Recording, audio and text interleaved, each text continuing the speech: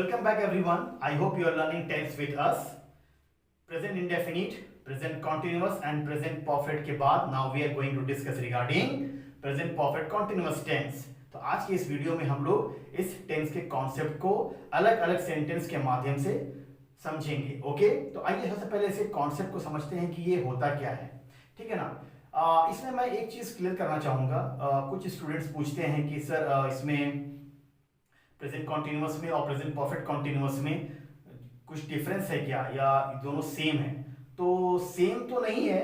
इसकी जो साउंड आती है हिंदी में, जो सेंटेंस बनते हैं इसमें जो साउंड आती है वो थोड़ी सी मिलती जुलती है, लेकिन पूरी नहीं. इसमें कुछ ऐसे वर्ड्स इस्तेमाल किए जाते हैं जिसकी वजह से ये जो है ये टेंस डिफरेंस क्रिएट करता है. कैसे? जैसे प्रेजेंट कॉन्टिन्यूअस में हम लोग देखते थे कि उसमें जो साउंड आता था हिंदी का, मैं जा रहा हूं, वह खाना खा रही है, वे लोग क्रिकेट खेल रहे हैं, मैं किताब पढ़ रहा हूं. तो कैसा साउंड आ रहा है? रहा है, रही है, रहे हो. इसमें भी रहा है, रही है, रहे हो आएगा, लेकिन इसमें एक चीज और अलग हो जाएगा. क्या? कि इसमें कोई एक्शन या कोई वर्क पास्ट में स्टार्ट हुआ था, यानी कि बहुत पहले स्टार्ट हुआ था और अभी भी वो कंटिन्यू है, अभी भी वो चालू है.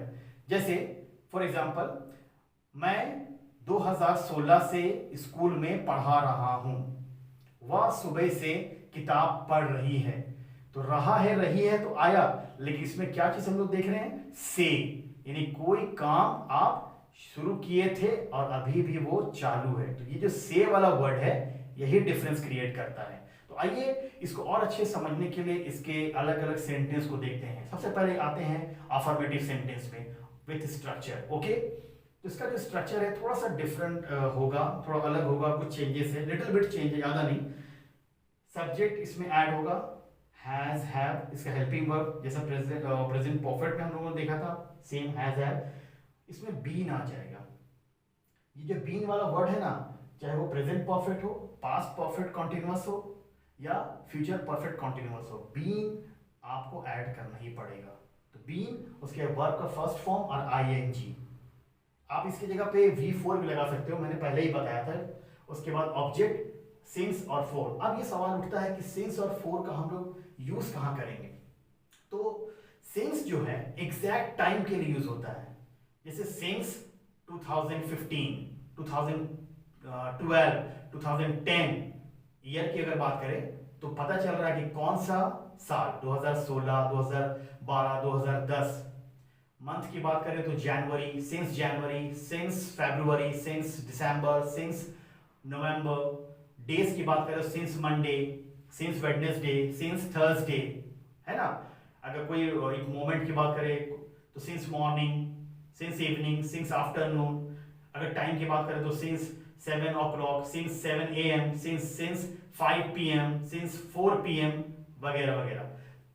4 का जो इस्तेमाल होगा वो एग्जैक्ट टाइम के लिए नहीं होगा, यानी यहां पे भी सालों की, महीनों की, दिनों की, पर्टिकुलर टाइम की बात करेंगे, लेकिन वैसा नहीं. जैसे अगर मान लें कि फॉर का अगर हम लोग यूज कर रहे हैं तो फॉर 10 years, फॉर 5 years.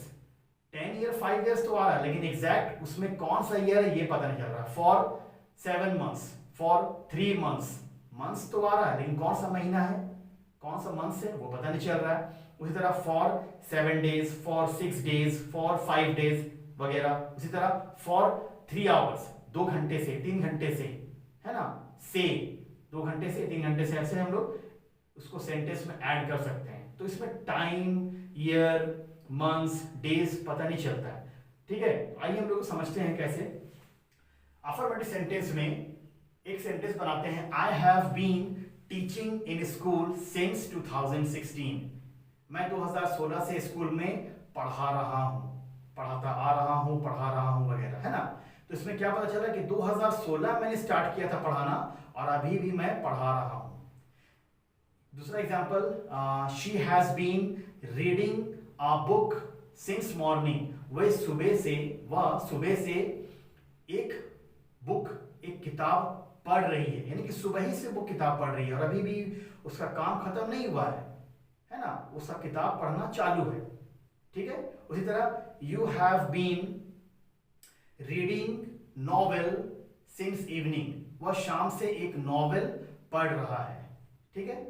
और भी एग्जाम्पल दे सकते हैं, he has been reading this novel for 2 days, वह 2 दिनों से ये नॉवेल पढ़ रहा है। 2 दिनों से यानी कि इसमें एग्जैक्ट टाइम का नहीं पता है। फॉर का मैंने अगर यूज किया तो एग्जैक्ट टाइम नहीं पता, सिर्फ ये पता है 2 दिनों से, है ना। या फिर they have been driving car for 3 months, वे 3 महीनों से कार चला रहे हैं, यानी कार चलाना सीख रहे हैं 3 महीनों से, ठीक है ना। तो फॉर का जब भी हम लोग यूज कर रहे हैं तो एग्जैक्ट टाइम का नहीं पता चल रहा, और जब हम लोग सिंस का यूज कर रहे हैं तो हमें पता चल रहा है कि एग्जैक्ट कौन सा ईयर है, कौन सा मंथ है, कौन सा डेज है। ओके, आइए उसके बाद देखते हैं नेगेटिव सेंटेंस। नेगेटिव सेंटेंस में कुछ करना नहीं है, सिर्फ थोड़ा सा चेंज है, वो है नॉट। आप लोग पहले भी कर चुके हैं, सिर्फ subject has, have, not, been, और बाकी जो स्ट्रक्चर है वो एज इट इज यहाँ पे हम लोग लिख देंगे। सिर्फ नॉट का यूज करना है। जैसे मैंने पहले वाला एग्जांपल दिया कि मैं 2 सालों से पढ़ा रहा हूँ, मैं 2016 से पढ़ा रहा हूँ, तो यहाँ पे नॉट लगा देना। मैं 2016 से नहीं पढ़ा रहा हूँ, बस नहीं का इस्तेमाल करना है। वह सुबह से नहीं पढ़ रही है, वह सुबह से किताब नहीं पढ़ रही है, वह सुबह से नॉवेल नहीं पढ़ रही है, वगैरह वगैरह, ठीक है ना। वे 2 महीनों से कार चलाना नहीं सीख रहे हैं, इसमें नहीं का इस्तेमाल हो गया। अब आते हैं हम लोग इंटरोगेटिव सेंटेंस में। इंटरोगेटिव सेंटेंस का आपको पता है बहुत आसान है, यानी कि पहले की तरह, पहले जितने भी स्ट्रक्चर हम लोगों ने डिस्कस किए हैं उसी तरह यहां पर भी सब्जेक्ट से पहले आपका हेल्पिंग वर्ब आ जाएगा। हैज, हैव, सब्जेक्ट, बीन आपका आएगा, उसके बाद वर्ब का फर्स्ट फॉर्म आईएनजी ऑब्जेक्ट, और जैसा पहले का हम लोग देखे हैं स्ट्रक्चर वैसे ही सेम रहेगा। तो हैज, हैव आया, यानी कि यहाँ पे फिर मैंने आपको पहले ही बता चुका हूं कि इंटरोगेटिव और डबल इंटरोगेटिव में फर्क क्या है।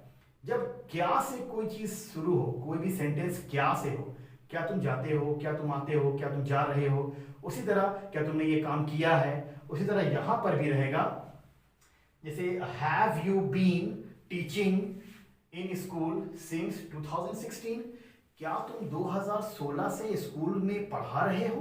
अब यहां क्या से हो रहा है, तो यहां पे मैं जवाब दूंगा या तो यस या तो नो, ठीक है ना। उसी तरह have you been reading a book since morning, क्या तुम सुबह से किताब पढ़ रहे हो। जवाब क्या होगा, या तो हाँ या तो ना। तो क्या से जब भी स्टार्ट होगा कोई भी सवाल, चाहे प्रेजेंट परफेक्ट कॉन्टिन्यूअस हो, प्रेजेंट परफेक्ट हो, प्रेजेंट कॉन्टिन्यूअस हो या प्रेजेंट इंडेफिनिट हो, जब भी ये हेल्पिंग वर्ब आपका सब्जेक्ट से पहले आएगा, इसका हिंदी में जो आएगा साउंड, और हिंदी का सेंटेंस बनेगा क्या से, क्या, और उसमें आपको जवाब हाँ या ना में होता है, ठीक है ना। लेकिन डबल इंटरोगेटिव में थोड़ा सा डिफरेंस है, वो हम लोग देखेंगे अभी। तो ये क्लियर हो गया इंटरोगेटिव सेंटेंस। और ये बना सकते हैं आप, has she been teaching in school since 2019, क्या वह 2019 से स्कूल में पढ़ा रही है। ये भी एग्जांपल हो गया, ठीक है। आइए अब देखते हैं double interrogative sentence. Double interrogative हम लोगों ने पहले भी डिस्कस किया है, अभी भी करेंगे हम लोग। WH फैमिली प्लस, बस वही करना है, आपका जो हेल्पिंग वर्ब है हैज एंड हैव, उससे पहले हम लोग WH फैमिली लगा देंगे, जैसे व्हाट, व्हाई, वेयर, और उसके बाद सब्जेक्ट, जैसा पहले का स्ट्रक्चर है एज इट इज हम यहाँ पे लिख लेंगे। क्लियर। अब यहाँ पे समझते हैं WH फैमिली। तो हम लोगों ने उससे पहले देखा था परफेक्ट में, इंटरोगेटिव में हैज और हैव का क्या के हो, इसमें जो भी होगा क्या पहले नहीं आएगा, वो बीच में आएगा, है ना। जैसे वह 2019 से स्कूल में क्या पढ़ा रहा है ना। तो हम लोग ऐसा बता सकते हैं what has he been teaching in school since 2016, ठीक है ना। यानी कि वह 2016 से स्कूल में क्या पढ़ा रहा है। तो वहां पे यस और नो में आपको जवाब नहीं देना है, वहां बताना है कि क्या पढ़ा रहा है। क्या इंग्लिश पढ़ा रहा है, मैथ्स पढ़ा रहा है, साइंस पढ़ा रहा है, ठीक है। उसी तरह आप वाई का भी यूज कर सकते हो, why have you been reading a book since morning, है ना। तुम सुबह से किताब क्यों पढ़ रहे हो, तुम सुबह से किताब क्यों पढ़ रहे हो। तो बताना होगा कि हाँ मुझे ये किताब बहुत पसंद है, मैं किताब को मुझे बहुत अच्छा लगता है, मैं बहुत इंटरेस्टेड हूँ इसीलिए मैं पढ़ रहा हूँ सुबह से, है ना, ऐसा एग्जाम्पल दे सकते हैं। उसी तरह और भी एग्जाम्पल जैसे where have you been, where have you been going in Ranchi since 2016 बोल सकते हैं, 2014 बोल सकते हैं, या फॉर लगा देंगे तो 4 months, 3 months, 2 days, 5 days या 5 years, 10 years, है ना। यानी कि why have you been going in Ranchi since, या फॉर के साथ कोई भी टाइम ऐड कर देंगे, यानी कि तुम रांची में, यानी कि तुम रांची में 2016 से कहाँ जा रहे हो, है ना। या रांची में बहुत सारी जगह है, अलग अलग टूरिस्ट प्लेस है, यानी कि 2016 से या 5 सालों से या 2 महीनों से या 2 दिनों से या 4 दिनों से या 7 दिनों से कहाँ कहाँ जा रहे हो या कहाँ जा रहे हो, ये सवाल उठ रहा है कि वो अलग अलग प्लेस में तो नहीं जा रहा है, उसीलिए पूछा जा रहा है कि तुम कहाँ कहाँ जा रहे हो। तो ये सारे एग्जाम्पल्स मैंने आपको क्लियर बता दिए हैं, ठीक है ना। अगर आपको वीडियो पसंद आया है तो प्लीज लाइक करना ना भूलें, और अगले वीडियो में हम लोग पास्ट टेंस के रिगार्डिंग स्टडी करेंगे। Thank you so much.